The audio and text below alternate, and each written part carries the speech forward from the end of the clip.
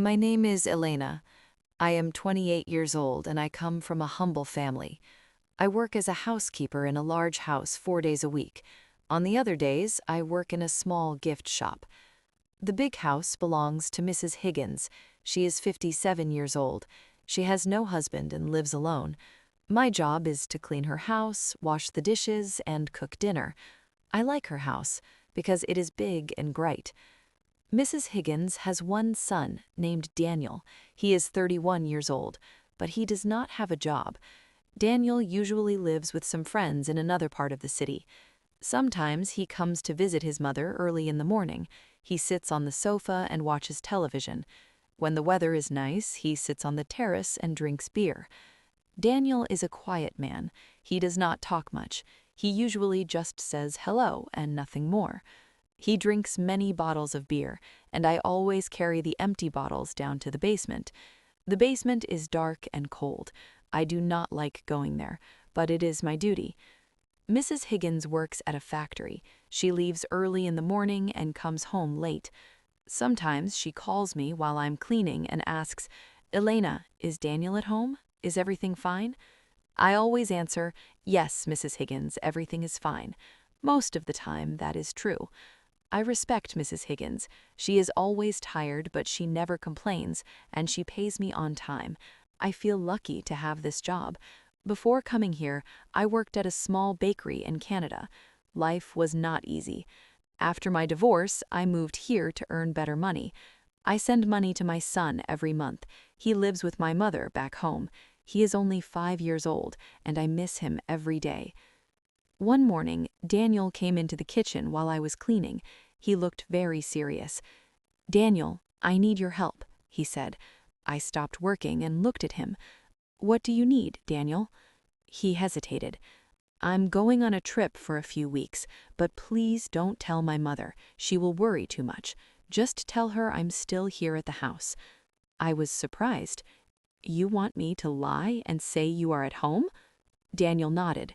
"Yes, just tell her everything is okay. She always calls you. Please, Elena." He looked exhausted and there was a sadness in his eyes. I felt sorry for him. I didn't want any trouble, but I said, "Okay, no problem." Daniel gave a small smile and thanked me. The next morning, I saw him leaving the house with a small bag. After that, he did not return. The house became quiet. There was no television noise and no beer bottles on the terrace.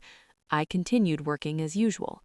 Every evening, Mrs. Higgins called and asked, "Elena, is Daniel at home?" I replied, "Yes, Mrs. Higgins, everything is fine." It was a small lie, a harmless one, I told myself. I just didn't want her to worry. 2 weeks later, Mrs. Higgins came home early. I was shocked to see her. She looked frantic. "Elena, I came to see Daniel. Is he here?" she asked. I froze for a second. "He went out this morning. Maybe he will come back soon." She sat down, looking tired and worried. "I just want him to find a job. I can't take care of him forever." I felt guilty. I said, "He will be fine, madam. Maybe he just needs time." Later, when I finished my work, I went down to the basement. When I switched on the light, I noticed something strange. Some old beer cases were open and a few bottles were missing. There were broken pieces of glass on the floor. Daniel was gone, but it looked like someone had been there. My heart beat fast. I cleaned up the mess and said nothing. Days passed. Mrs. Higgins left food for Daniel on the table every night, but every morning the plate was still full. She didn't understand why he wasn't eating. One morning, I arrived at the house and found the back door open. I checked the basement immediately. More bottles were missing. That day, when Mrs. Higgins called, my hands were shaking. "Elena, is everything okay? Is Daniel at home?" I wanted to tell her the truth, but I couldn't. "Yes, Mrs. Higgins, he is here." Later that week, I saw a tall man near the back gate, wearing a dark jacket. I couldn't see his face. When I looked at him, he walked away quickly. I felt scared, so I locked all the doors. A few days later, Daniel sent a strange text message from an unknown number to his mother. "Don't worry, Mother. I'm okay." Mrs. Higgins showed it to me. She looked pale. "Do you think something happened to him?" she asked. "Madam, maybe he just changed his number. He will come back soon," I tried to comfort her, but she didn't look convinced. The next morning, when I arrived, the front door was wide open. The sofa was moved, and the drawers in the kitchen were pulled out. Someone had searched the house. I called Mrs. Higgins immediately, and she rushed home. We checked the basement together. Many cases of beer were gone, and the floor was wet. Mrs. Higgins looked at me carefully. "Elena, did you see anyone?" "No, only a man near the gate once," I admitted. "Maybe it was Daniel," she whispered.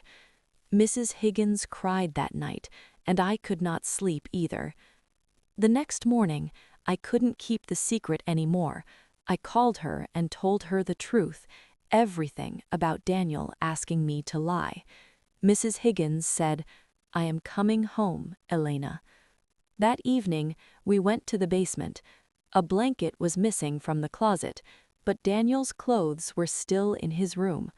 Mrs. Higgins realized the truth. He was here. My son was hiding here in the basement. She waited for him in the living room all night, but he didn't appear.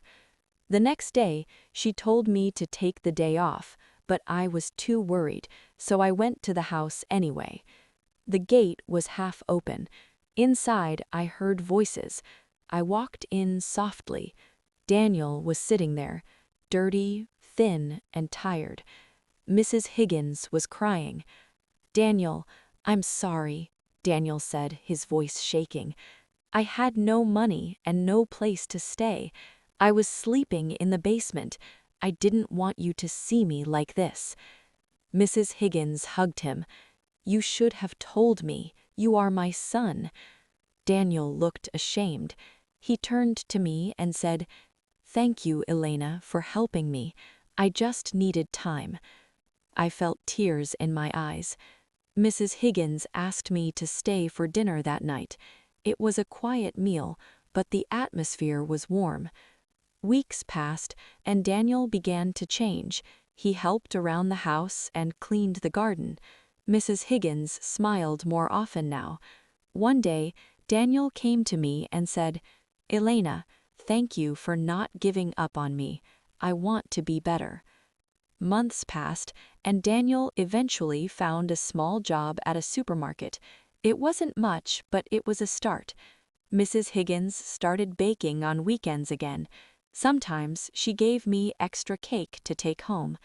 "This is for your son," she said with a smile, "for the boy who is waiting for his mother."